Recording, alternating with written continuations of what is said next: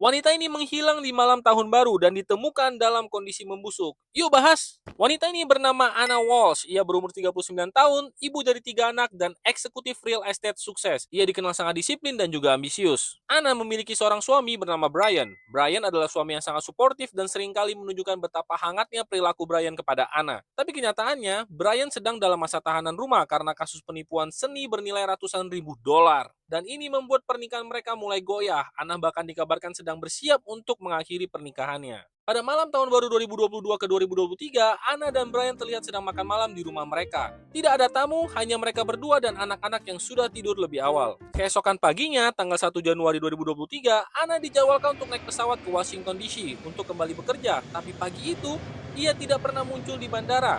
Ia juga tidak memberi kabar kepada koleganya, padahal biasanya sangat profesional. Teman-teman kerjanya yang tahu bahwa Ana tidak mungkin melakukan ini mulai mempertanyakan di mana keberadaan Ana. Mereka mulai panik dan menelepon polisi untuk melaporkan kehilangan, dan polisi pun dengan sigap menghubungi Brian, suami Ana. Saat ditanyai, Brian mengatakan bahwa Ana pergi pagi-pagi dengan taksi ke bandara, tapi anehnya tidak ada rekaman CCTV, tidak ada bukti taksi datang, tidak ada pesanan Uber, dan juga tidak ada jejak transaksi di ponsel milik Ana.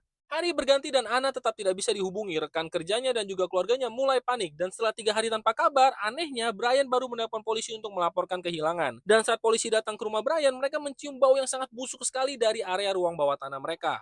Saat polisi memeriksa ke bawah, mereka menemukan pisau dengan bekas darah, karpet yang hilang, dan juga ember kosong. Tapi ada hal yang lebih mengerikan yang mereka temukan di dalam ponsel dan juga laptop Brian. Mereka menemukan rekaman pencarian Google di dalam laptop dan handphone Brian tentang cara membuang tubuh manusia. Apakah asam bisa melarutkan tulang? Berapa lama mayat membusuk dalam ruangan tertutup? Apakah polisi bisa melacak kantong plastik di tempat pembuangan akhir?